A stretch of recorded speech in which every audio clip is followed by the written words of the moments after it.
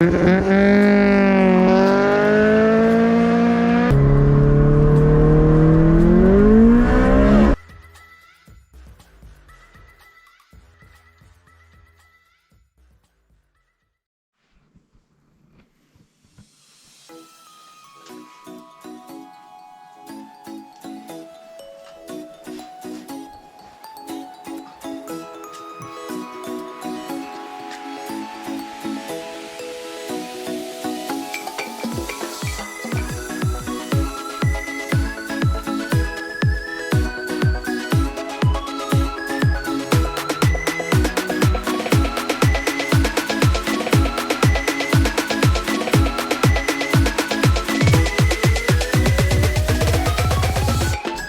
guys, we're back with the CRX. Okay, so this video is going to be a short video just talking about what I've done so far and what I plan to do. Been very busy, had to go buy a few bits and bobs for it as well, so I haven't had too much time to get to work on the car. So let's start from the engine, let's start from the good bit. So what we've done is, we have started by, we've started by removing the shafts, removing all the suspensions. We've removed the suspension, the wheel obviously, all the running gear, propping the shaft. Had a bit of problem propping the shaft, but then I remembered I haven't actually emptied the oil. So, I'll do that tomorrow. I've still got to do the other side still has to be done. It's all intact, I've got to tackle that still, so we'll do that later on. When it comes to this, what I've done is, I've started by removing the engine exhaust manifold. However, I can't quite get the manifold off because these bolts are absolutely rusted. And it's in a bad position to cut them off, and I can't lift it or drop it because the engine's in the way. So I'm going to have to lift the engine out and then take the manifold off. The original plan was to drop the engine because I thought it might be easier, but I can't drop it, one because that's in the way, and the second problem I've got is I thought that the actual faceplate comes off, but it's actually welded on. So I need to take this, well, I can't take it off, I'm going to have to lift the engine essentially, and then carry on with the disassembly. So I've started from a clockwise, I always do a clockwise direction so I don't forget anything. The original plan was to do all the electrics and the pneumatics and whatnot. I'm going to do from here, go all the way around and do it in a sensible manner so I don't forget. So I've started from here, I've disconnected radiator hoses, the starter motor, the clutch cable, the throttle cable, brake lines I've left obviously. I've done the fuel filter, fuel pump, and I've just started going around in a clockwise direction. I've done the manifold. Obviously anything I'm not sure about, everything's labelled up, very, very important. I know where it is now, it's not a problem, but then if this takes me 2 years to rebuild, I don't want to assume what that pipe is for, where it goes exactly, and spend weeks on end trying to figure it all out.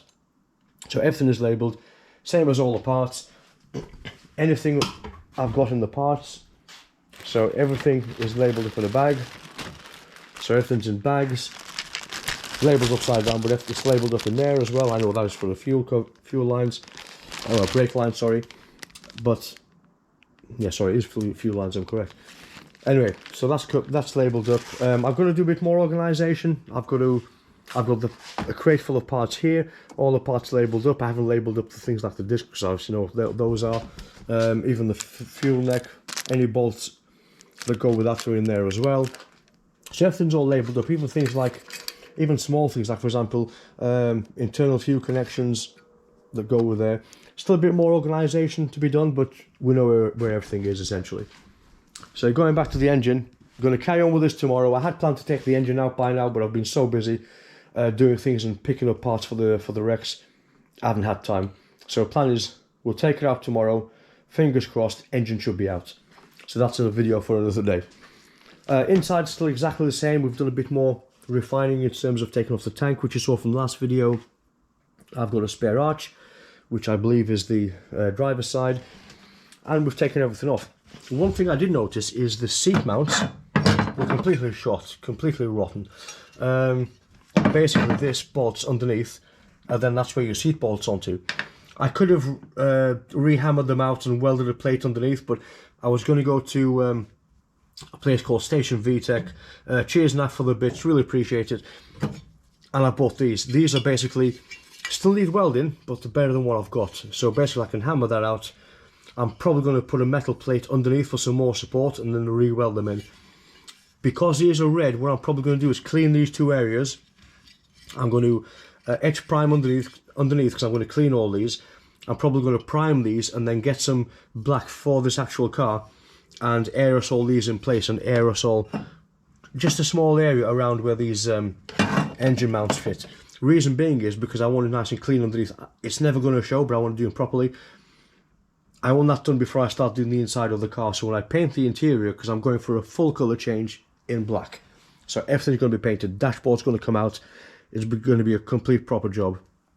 I want that to be done, and then I can carry on sanding and then paint over it again properly with a proper 2K paint.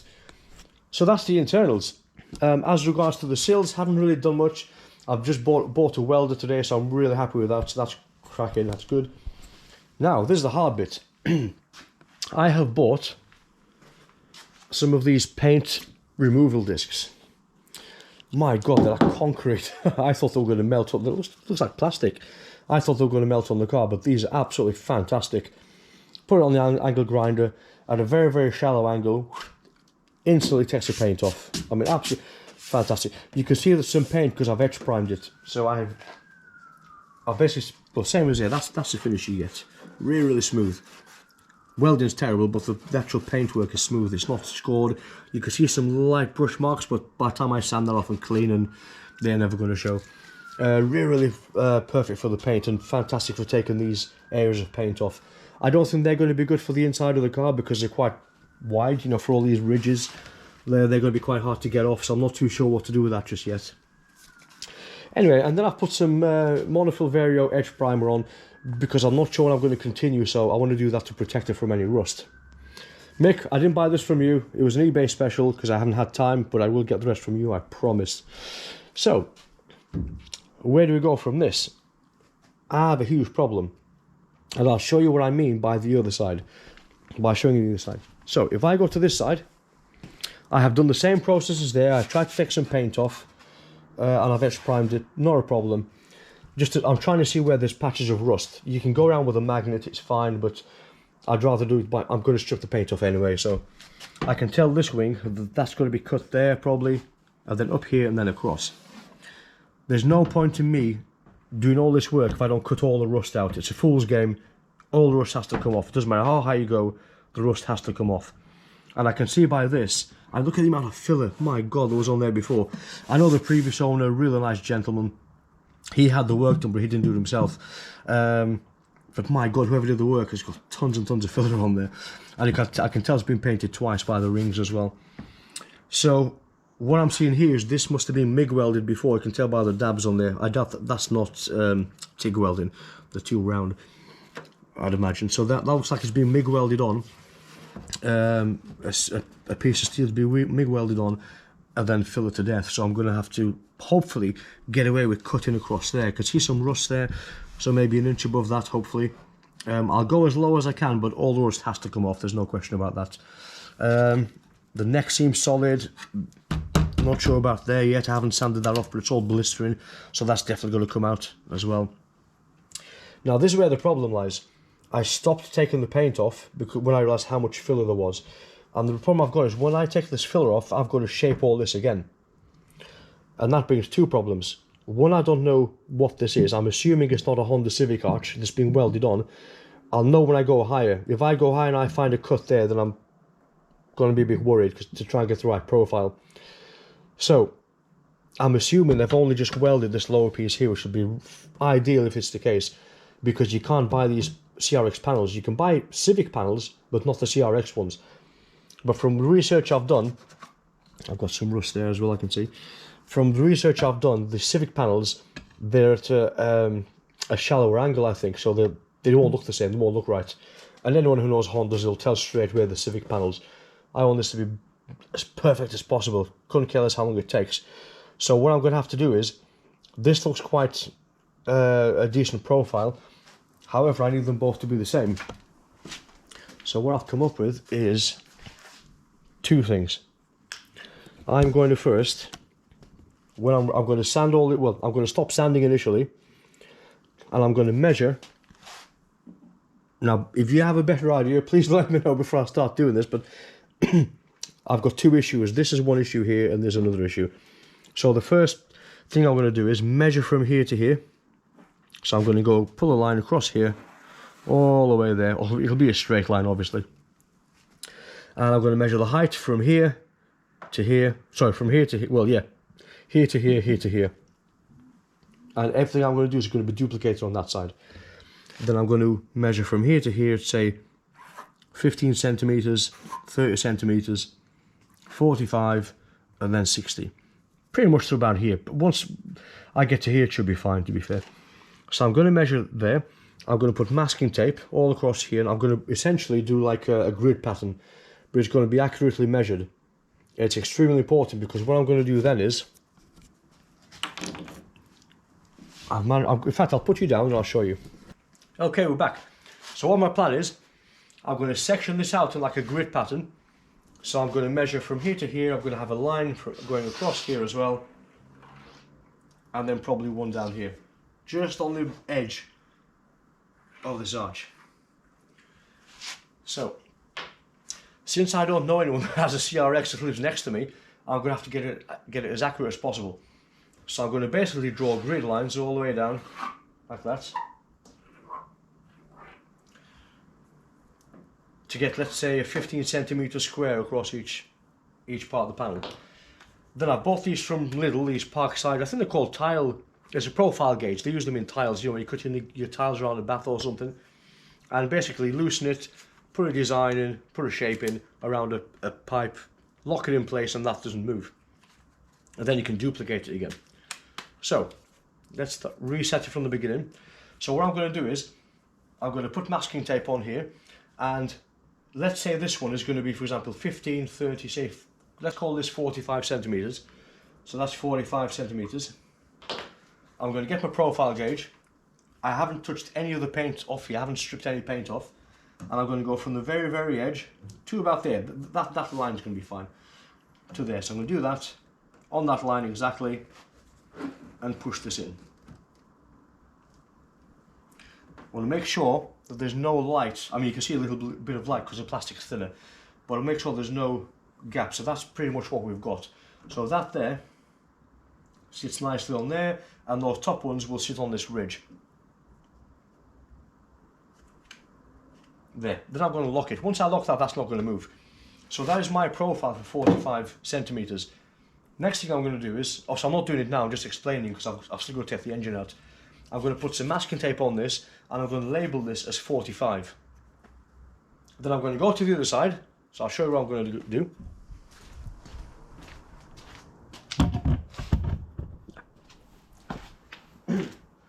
Same again, so I'm going to go on this side, I'm going to measure 15, 30, 45, 60, whatever, measure it, and exactly on the same line I'm going to put this profile exactly where it is, and that's going to tell me where I need to be. So if I look at this, I'll put you here so you can probably see better.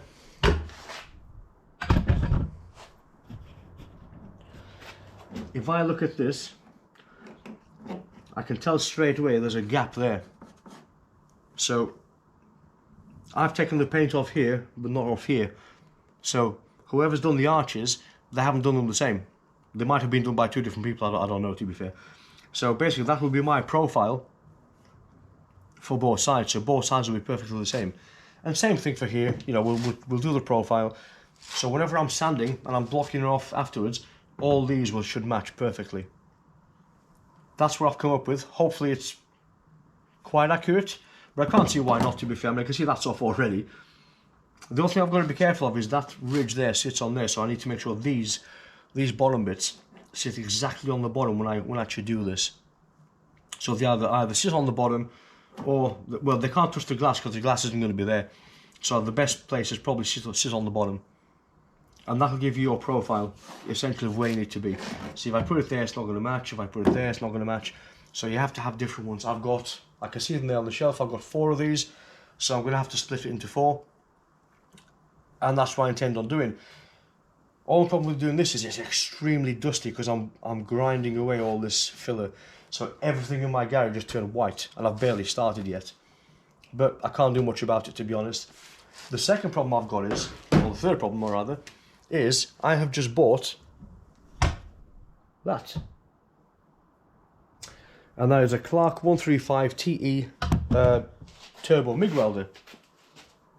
Now the problem I've got with this is, this arch is going to be cut from here, probably about an inch higher than across. The hard part is, I could have gone two routes, either MIG welding or I could have either gone MIG welding or TIG welding. Now with TIG welding, it's neater and there's less cleanup to be done.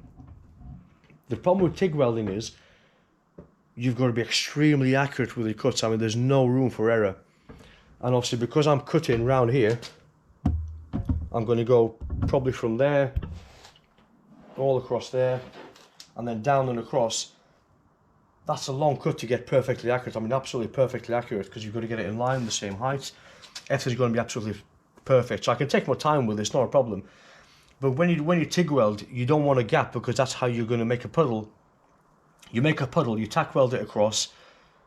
Careful because of heat. It's got less heat than MIG, so TIG is actually better, and it's neater and there's less cleanup. And you don't have to worry as much with TIG because it penetrates better as well to a degree. So the other side will be quite clean if you're careful. But the problem with that is you can't have there can't be any overlap or any joints. It's a butt joint that has to be absolutely flush to make it go nice and neat. So what we've done is, I've bought a MIG welder instead. Now with a MIG welder, I'm going to cut exactly the same place. I'm going to cut exactly the same place, but with a MIG welder I can afford to have like a thickness of, like a 1mm grinding disc thickness, which will give me a bit of play when I come to move the panel around. But you just have to make sure that everything is square, you don't want anything out of line, everything's going to be nice and neat. So if I can keep, I'll show you there, if I can keep this edge intact, this corner intact, and then this edge intact, that makes it a lot easier because nothing's moving. If I cut a panel out of here, I'm going to line it up, so it won't be too much of an issue. Yes, I've gone down the MIG welding route. I've just bought one today. I've got to do a bit of practice, but engine's next. Take the engine out. Once the engine's out, take the glass out, and then we're going to cut all this across, take the paint off once I've done the profiles, and we'll start stripping this back and cutting this off, and then obviously onto the sills. The sills are rotten, completely need changing all the way, both sides. That doesn't worry me too much. It's a straight line, it's pretty straightforward. But I'm more worried about this. This is going to be very, very difficult to get accurate. And I'll show you something else as well.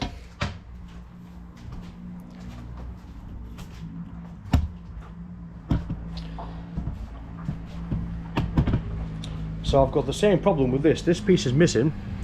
Now I'm really, really lucky that I got a message today off, I knew he had it, but from Nav from Station Vtec. Thanks for that, Nav. He has cut me a rear quarter, which I think, from the picture I've seen, I think it's about this, something like that. He's cut it out, which is absolutely fantastic. I'm hoping it goes far in enough. I'm really hoping it does. So he's cut that out because I was worried about bending a piece of metal to get the same height and everything else. So what I'm going to do with this is stick a piece of probably cardboard or wood underneath to make sure I keep the same plane, because obviously when you get your lights in, it's going to show if that's not the same height. And I'm going to have to do the same thing as with the grid pattern, measure it absolutely bang on accurate. Can't make any mistakes with this because it's going to show, it's going to stand out. It's the rear end of these is a big feature of the car. So I'm going to measure with this one. Literally I'm going to get like a metal ruler or even masking tape, really. Masking tape from the top all the way down to the bottom, and the difference I'm going to do with this is going to be a masking tape, is I'm going to measure 5, 10, 15, 20 centimeters. Although this will be a smaller scale than this, so I can be more accurate with my measurements.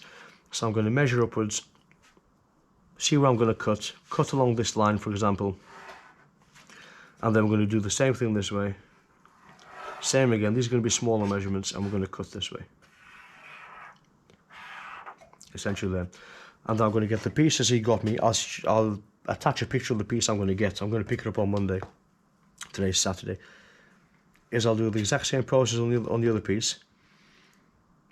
Cut it out, and then hopefully it'll match perfectly.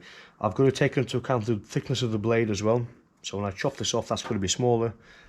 When I chop the other one, I need to account for that one as well, which means that has to be bigger. I'd rather cut it bigger, or that I can mate it to this and then start chopping it off slowly to make sure they both match. Yes, that saves me a lot of hassle. I know it's rotten underneath here as well, but that's not really a huge problem. It's more this piece I was worried about, so I'm going to get that piece as well. Yeah, so fingers crossed, we're going to learn how to start practicing with the welding. We're going to do all the measurements on this, do the grid lines, take the glass off, engine out tomorrow, and then we shall carry on. We'll see you in the next video.